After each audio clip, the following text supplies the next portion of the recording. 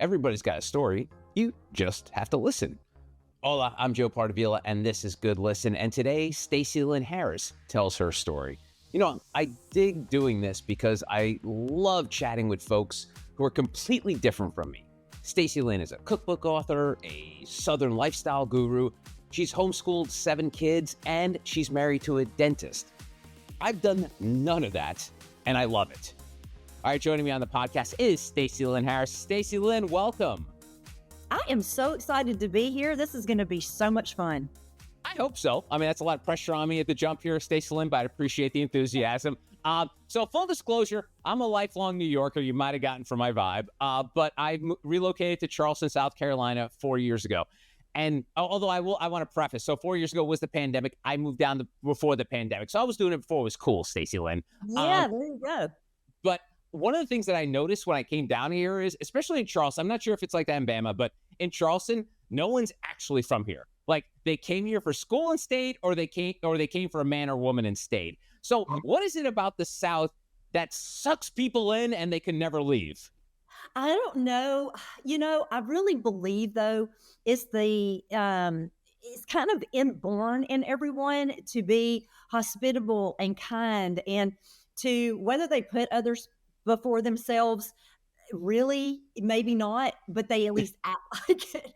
And so I Right. think people enjoy that. Although I will say I have visited New York on several occasions, and sometimes I feel like the New Yorkers are a little bit more friendly than they are here. So it kind of it sort of depends on where you are. Like, are you in a rural area in the middle of the city, or whatever? It kind of depends. But I think it has to do with the hospitality and people bringing food. I think the food is big because South Carolina, the food is amazing. You're right there next to the coast. I mean, it's just great. And Yeah. how can you get any better? Yeah. Yeah, and I will say about New Yorkers being nice, just so you know, we kind of overcompensate because we do have this sort of Yeah. cliched view of, well, they're all dicks up there. And then, so now, when anyone like out of towners go up there, I mean, you're going to randomly run into a grouchy New Yorker, but I think we all try to be better at Yeah. welcoming all the tourists that come into town.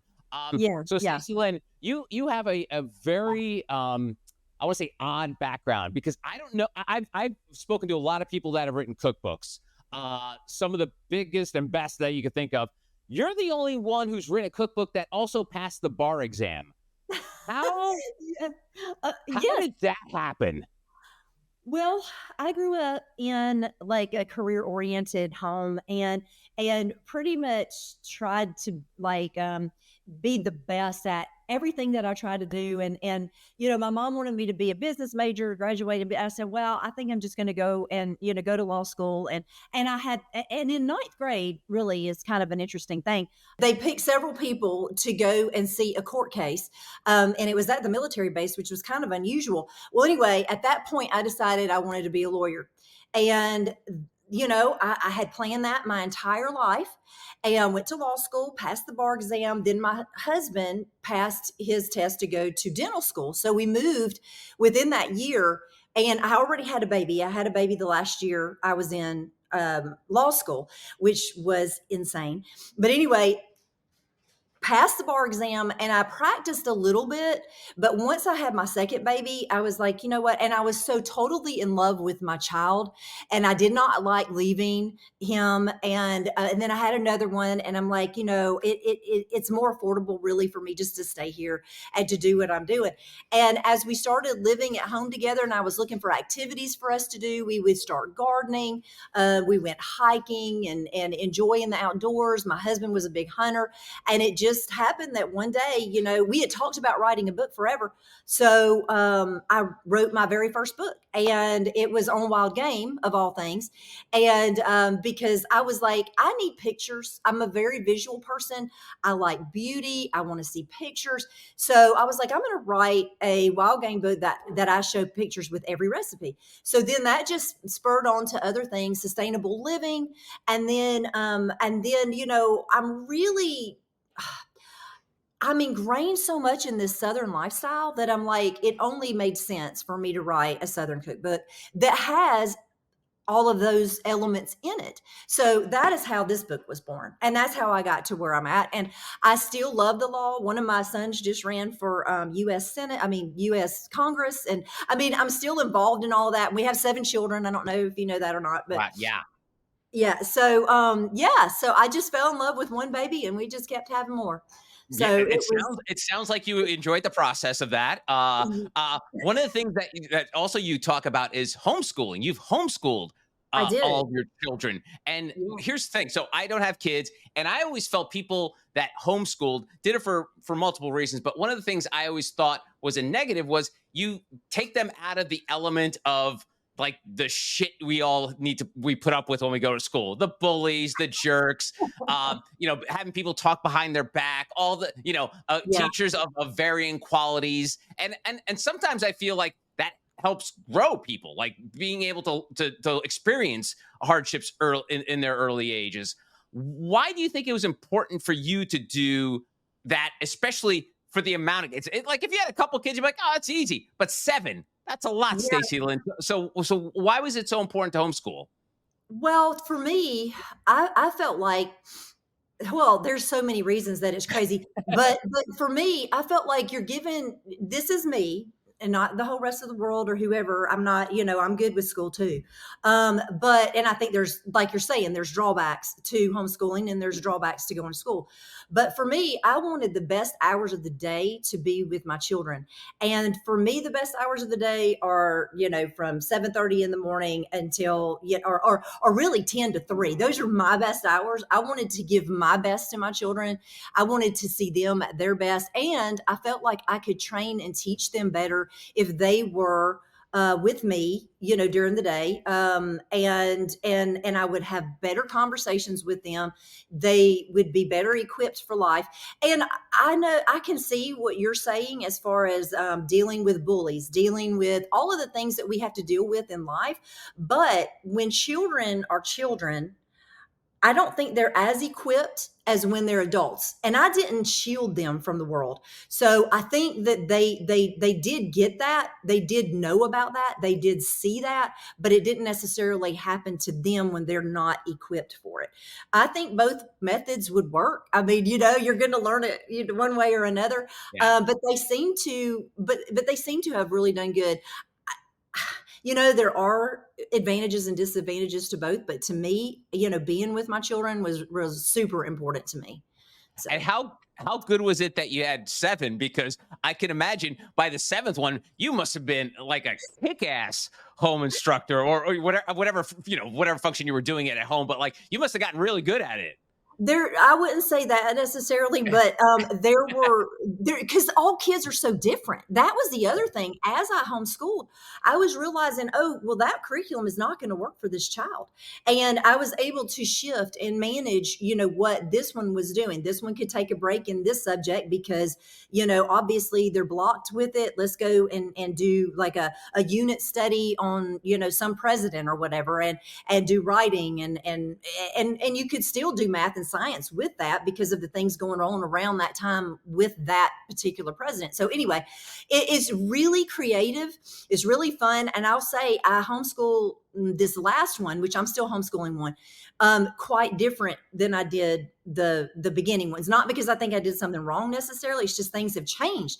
Life has changed. And then the kids, like when I had older kids and younger kids, the activities changed, everything changed. And with every new addition, things were totally different. So, and they have different things that they like. Mine now that I'm homeschooling, she's all into music. So, and I only have one other one that's into music. So it's really interesting to see the different personalities of these human beings that came out of the same 2 people. It's amazing. That is so cool. All right, thanks for indulging me on this. I have one more thing about this because you mentioned that your kids are doing very well, but I'm curious about, and maybe I don't know if you could speak to this, but that transition from homeschool to then maybe going Yeah, to university or it was a higher big education. transition. What I was would that like for them? it was I will say that it was probably a bigger, not probably, it was a much larger transition than from somebody going from traditional high school to college. So it took them 1 semester. I mean, they were able to get in there. And, my oldest son's a dentist, and when he first went, I remember him telling one of my other kids, yeah, I made a D on my first test. And that, was shocking. But a lot of them, they had to get accustomed to it. But after that first semester, they were good to go. And their relationships have been great. Friendships have been great. I mean, everything has kind of fallen into place. But every time I have a new one go, I'm like, oh gosh, I hope this works. So, there was a really big experiment.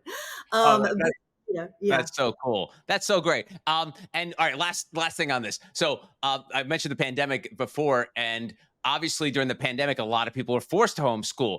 Were Yeah. you sort of at home kicking back like, I got this on lock? All these mothers and fathers are like pulling their hair, trying to figure out how to do this. How were you able to maybe like help the people in your community that had to deal with this for the first time? Because you're obviously a pro at it, but for most, it's not easy, especially when you're doing it in such a turbulent time. So what was it like seeing it from your perspective? I wanted to help people as much as I could through this process. So I was getting calls and I was getting texts and different things from people around me. And my thought on that, now the difference between homeschooling and traditional education, everybody has to be on the same page in traditional education. So they had to get their kids ready for starting back school when it did start. So there was more pressure on them than I had, because I knew that I was in it for the long haul, and they don't necessarily have to keep up with the school, or we could do a different thing than the school. We could go ahead, we could go behind. I mean, just kind of at our own pace. So that part was kind of hard for me to help other people with, but because I don't really feel like school needs to look like traditional education. The reason that it looks like that, with everybody sitting down for, an hour listening to a lecture, is because that's the only way that you can teach a number of students, 30 to 40 kids. You have to have it that way. And that's not necessarily the way we do it. I have my kids do a whole lot of research and different things. So that was kind of my advice to them, is if they're having to write research, if they're having to learn about a particular thing, have them learn things about that subject that touches their soul. Like for me, it would have been fashion or something like that in 1809. What did that look like? And then that would relate back to everything else. The house, the farm, how did it look? How did this happen? But it would start with, what clothes did they wear? So I was like, find something that they really wanted to look at, and then, back out from that and try to figure out a way to make it interesting to them. And it made it a little bit easier for people, I think, to homeschool when they thought, okay, this is going to be fun for the kids. So making it fun, is a real big part of it.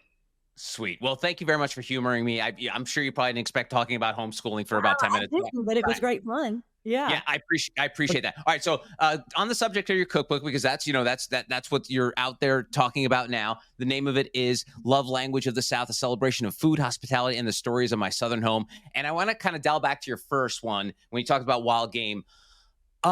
If you go to a bookstore, people still do. If anyone's listening to this, people still do go to a bookstore. There are thousands of cookbooks, and then there are like hundreds and maybe thousands of Southern cookbooks.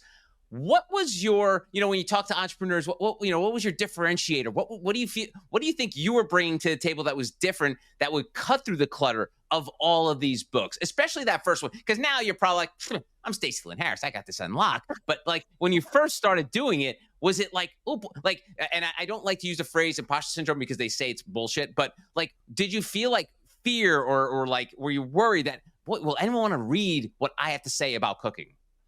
Well, the first cookbook, I was so such a newbie that I didn't know anything. So I had no fear whatsoever, because I didn't know how competitive it was.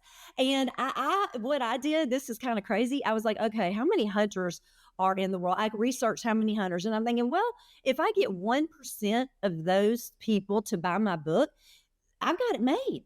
And so that's all I went with. I didn't look at my competition. I did not figure out what I should name it. I just did it. And I didn't have a website. Y'all, you would not believe this. This is terrible. I didn't even know, I don't even think I had an email address of my own.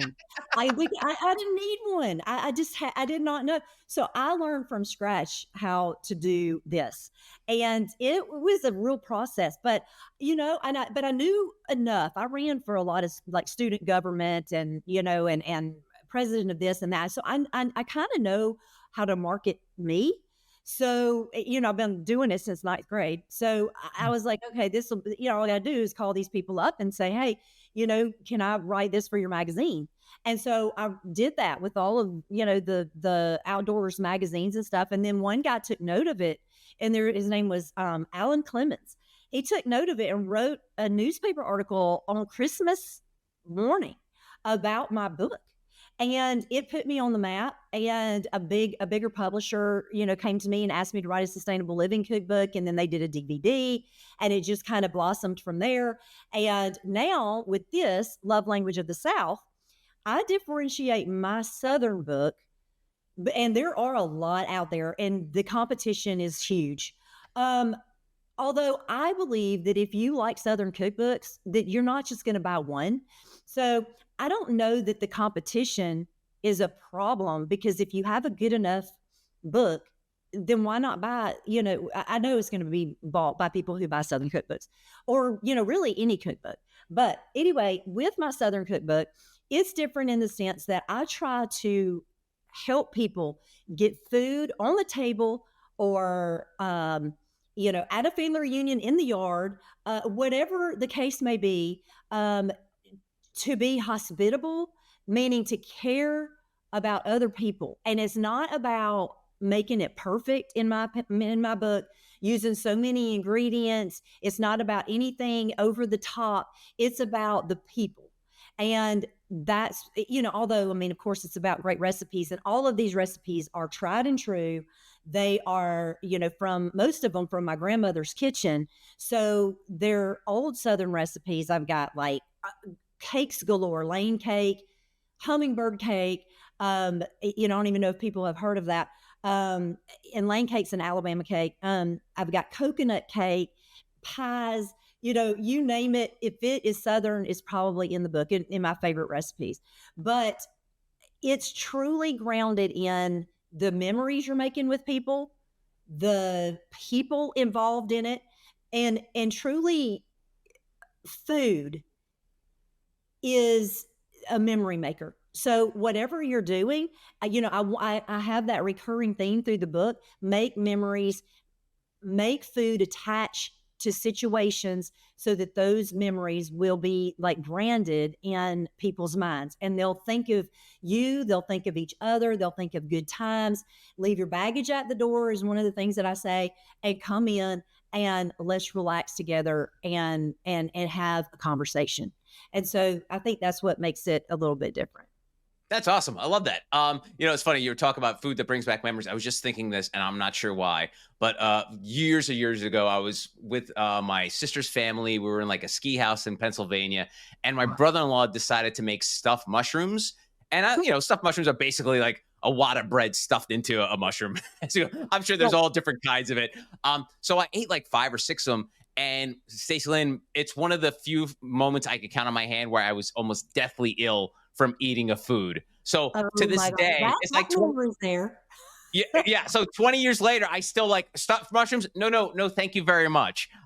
So is there a food, because you as someone who writes cookbooks, I'm sure it's a lot of experimenting. Going back to talking about your research brain, were there times where you were coming together with a lot of these recipes, whether they're not the classical ones, but when you're trying to reinvent something, where you're like, oh my God, I could have poisoned myself with what I was doing there, because I can imagine the trial and error involved. There's a lot of trial and error, especially with the wild game. And no, I didn't think about that, but because I pretty much know things that can be rare, things that aren't, make sure that it isn't old, that kind of stuff.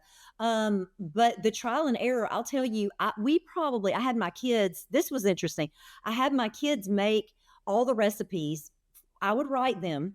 I would, test them. I would figure out what I liked and what I didn't like. I would then have them make the recipe to make sure that they could do the recipe, like that my 14-year-old could read and do the recipe. And so then I knew it was a good recipe if it turned out, because I know that, that everything's in it, that everything's going good, that I gave good instructions.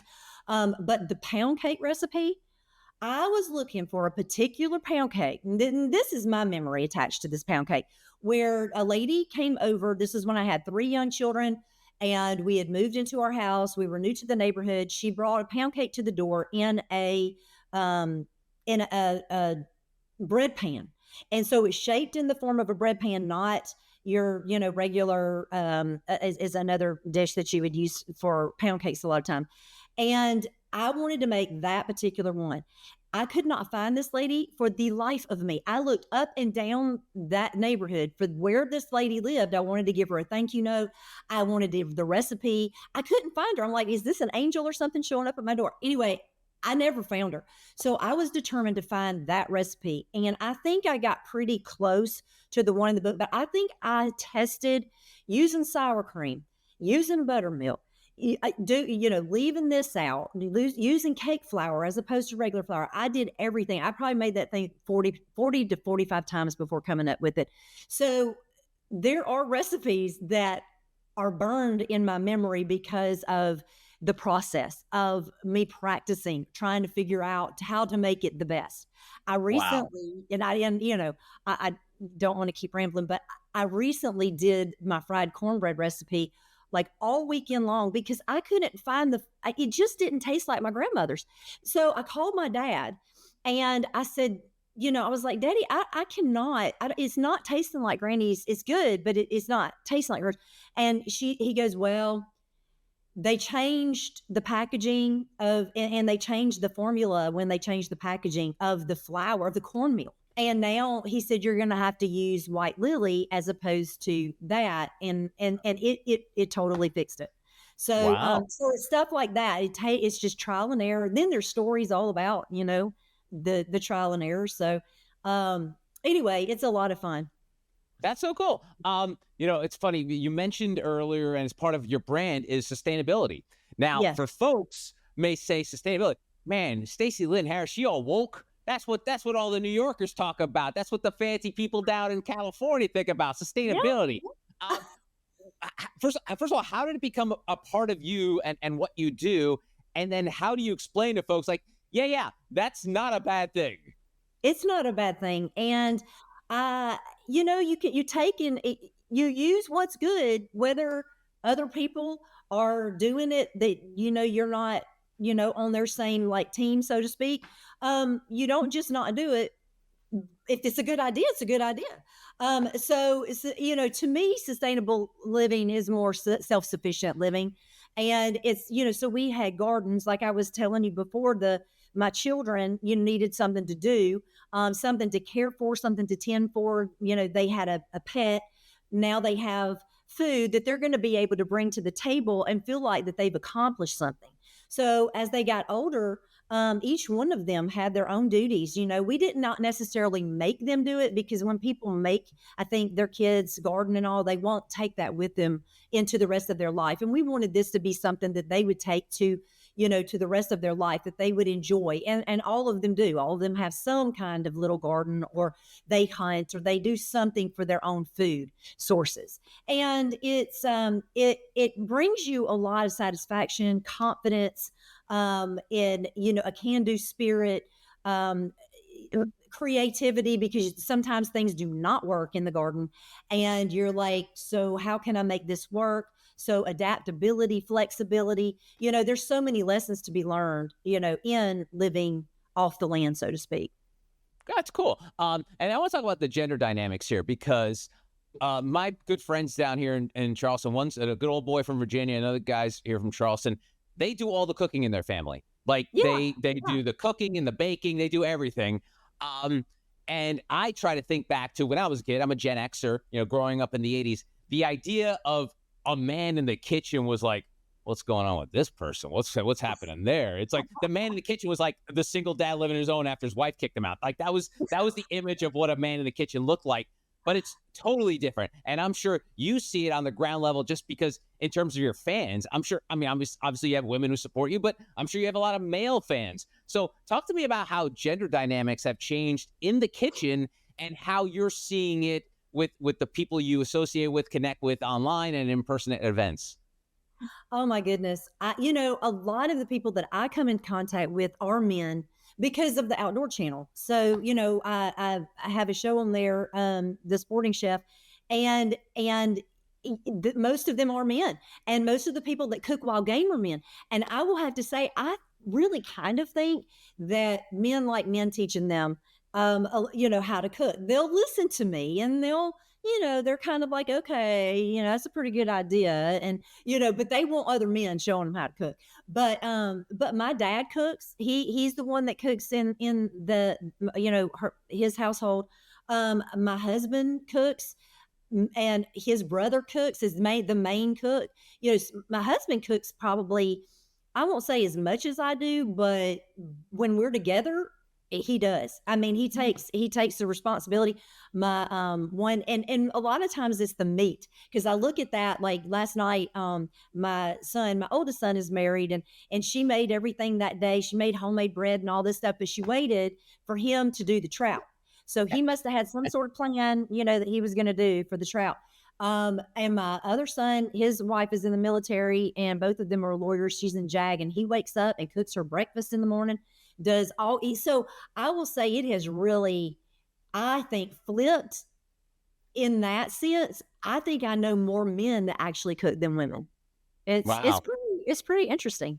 Yeah, Yeah. no, it's cool. Like I said, it's totally Yeah. normal now, but I'm just thinking back Yeah. like 30 Yeah. years, it was just completely different. And I guess you bring a great point, just the fact that a lot of your fans are in that hunting world and they see you. Yeah. So I'm sure what are some of those interactions like, Stacy Lyn, out of curiosity, because you're in this world of hunting, which is like there's machismo to it, but here you come trying to teach these guys, these macho guys who are out there hunting, how to cook. What's that connection like? Well, maybe random encounters on the street. Like, what is it? Tell me about that. Tell me how you relate to the folks that read your books, watch your TV shows, follow you online.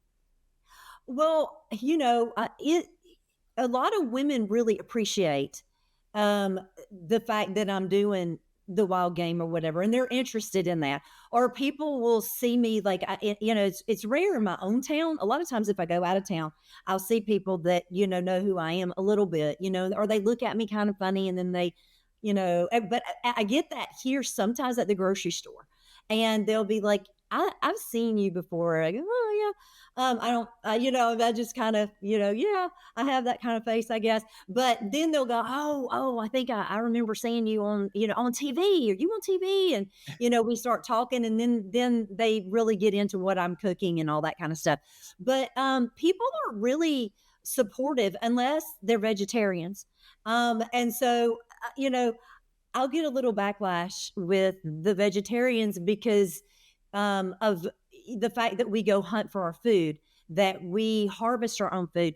The thing that in that situation, the things that people don't know is how much we are caring for the animals on our property. We're feeding them really good food. We're planting green fields for them. We're planting corn fields for them.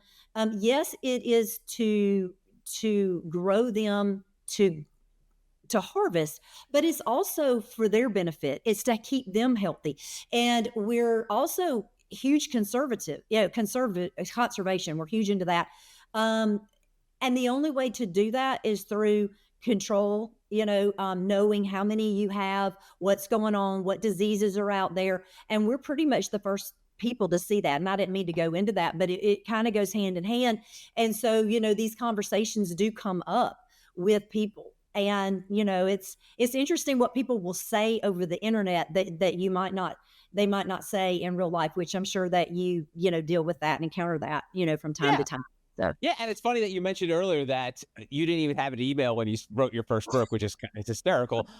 But now, Stacy Lyn, you're very popular online. Your social media channels have thousands and thousands of followers. How does that help? Is it almost like a distraction to your life nowadays because it's so it's really just it's like direct to consumer brands. It's like you are your own direct to consumer brand. You're using social media with it. How do you play with that balance? Like you mentioned, you probably get folks that are vegan or vegetarian that may not like what you do. How do you parse out what you listen to, what you ignore? Because I can only imagine, just because it's funny, I didn't even think about the vegetarian or the animal rights folks when we were discussing, and then as soon as you went there, I'm like, oh shit, I can only imagine what she's seeing on her feed. So what has that been like? Oh gosh. Well, when I first started, and you would think going to law school and, and all, you wouldn't be a very sensitive person. But when I first started this, I was like, oh my gosh, I mean, it was very upsetting. And I would like formulate a thought and go, yeah, I really shouldn't write that. Or it was very awful. Now I just go through there and I don't, it doesn't really bother me. If it's really offensive, I'll just hide the comment just because I don't want to get into a conversation about it. I'm not going to change their opinion. I don't even know who has time to go in there and, yell at me or whatever, so to speak. And so I'm not as bothered by it unless it's something, about my family, which is very, very rare. I don't get that a whole lot. So I've been able to kind of handle that part of it better. I do enjoy getting to know the people on my page, the people that are liking it, that, get notifications when I go live. It's like I formed a relationship, and I know it's not a like real relationship, but I have made some really great friendships out of these people. I have a really good friend that lives in Texas, and I feel like she's like my sister. It's just really amazing. Wow. The people that you do come across. And so I try to keep an open mind to that, but then I also know, there's also stalkery types and, people out there. So, but it's been good. It's been good. I have a hard time keeping up with, okay, I need to post 3 to 5 times on Instagram and I need to do this and I need to do that. That part of it sucks the creativity out of my brain. And I am always trying to come up with a new solution to that dilemma. And if I come up with it, I'll tell you, and we can have a conversation about that, because people will probably want to know. And it circles back to what you were talking about earlier with your kids. When you're forcing them to do something, it won't click. But here you are forcing yourself to, like, oh God, I got to do 3 stories today. And that really just takes away all the enjoyment. And it's so funny you talk about like negative comments. And I feel like these negative comments online screw it up for everybody else, because I feel bad for like the fans that want to connect with you. Yeah. Instead of you being able to just be like, oh, that's cool, you've got to go through the filth. Like I remember one time when the Kardashians had blown up online and like Kim had posted some sort of random thing. And I was like, oh, let me just see what the comments are. And she's got like a gazillion. And I'm like, oh my God. I'm like, how do they even know what their fans say? Because they've got to go through all. I mean, obviously you're not at that. You don't have to deal with that to that extent. But just the idea of making it harder for like the true fans to connect and comment, as opposed to then doing like what you probably have to do is like, I'm not even going to bother reading it today, or I'm not even going to like get engaged, which kind of sucks because it takes away the social aspect of a social network, Yes, it does. But they could not create what they create if they're on that social media all the time. Although you have to post to keep up with, the logarithm and all of that. It's disaster. They probably have just somebody running it and going in and checking it, and and I've had that before. I've had a social media person that would go in, they wouldn't necessarily comment, but they would come back to me during the day and say, hey, somebody's asking about this, what do you want me to say? That kind of stuff. So if it's that important, they probably are answering back, but for most of it, they're probably not, interacting. Yeah. That would be my thought. Just because you can't create products and do big things if you don't put a halt on that to some degree, because it could take up all day. It's unbelievable. Lastly, I want to ask about dentistry, because you said your husband's a dentist, you got a kid that's a dentist, maybe another one of them come down the line, maybe a dentist. And man, there's something about dentists that I can't even imagine what it's like to live with one, because It They're is. different. I think it's the one thing that we all do regularly that we all do. We don't mind doing, but we dread that the like the dentist is like our new mother-in-law or new parent, where like you walk in and you're like expecting them to like give you a lot of shit. So what is that dynamic like at Oh, home? that's so Because funny. we all want the dentist, we all need the dentist, but we don't want to hear what the dentist has to say to us. So how does that affect you in your life? Not only having a partner, but also children involved in the industry. Okay, so my son still has the optimism, because I think this is his third year, practicing and with my husband, and my husband's happy to have him because he takes over a lot of the hiring and firing and all of that. I used to do that. It was awful. And that part of it is really hard on dentists. The biggest thing, and they have, the number one suicide rate. I don't know if you know that or not. No. But yeah, and get this, and lawyers are number two, and preachers are number three. Oh, But geez. and that might have changed since then. So me being a lawyer, and I think a lot of it's personality. So we're pretty intense people.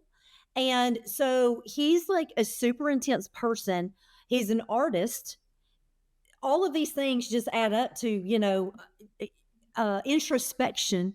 And then he's got people coming in not wanting to see him. So I feel like for me that my job has been to be a cheerleader. So, so yes, it is different. It is different being married to a dentist. And they all have a very peculiar, a great personality, but it's different. And my son will invite all of his friends from dental school to go hunting. Like, so it'll be about, 7 or 8 of them. And the jokes are they're just all different. It is something to watch. Just, just their humor, everything. And my husband's super funny. All these guys are super funny, but it's just a different kind of humor. It's very, very entertaining. That's Yeah. funny. Are there any other possible Harris family people going into dentistry, or do you think that's the only one? I've got one, that's a lawyer, or the next one, that one just got her MBA. 2 of them are in engineering, so no. Okay. And then the other 2, I can't imagine. So I'm saying I'm gonna think I'm gonna think no. So the faucet's been cut off to the dentistry path from the Harris family, Yeah, sounds like. I Oh, think that's so. funny. Well, this has been such a delightful conversation. We've went in all different places. I appreciate you humoring me, going on these random tangents. Thank Oh, you so good much work. for the time. Good luck with the book, and looking forward to see what you next. I'm to be honest with you, full disclosure, I don't even know where the Outdoor Channel is on my cable system, so I'm gonna have to check it out, check out your show, and see if I can learn something, because everyone down here hunts for something. So Yeah, yeah, yeah, yeah. Yeah, and you can use it for beef. Anything I do for venison, you can use beef. You just can't interchange. You can't use beef for venison because is that right? I don't know. The opposite. You just it's different. It's just the techniques are different. But beef Okay. will work with anything. Yeah. Awesome. Well, thank you again for the time, Stacy Lyn. I appreciate it. Thank you very much. It was great fun. Stacy Lyn's Love Language of the South is available wherever books are sold, and that's today's Good Listen. I'm Joe Pardavila. You can always connect with me on X, LinkedIn, or Instagram at Joe Pardavila, or TikTok at jpardavila. If you want to shoot me a note, you can always email me at joepardavila@protonmail.com, and it would be awesome if you could leave a 5-star review on Apple, Spotify, or YouTube. Thanks for listening. Until next time, adios.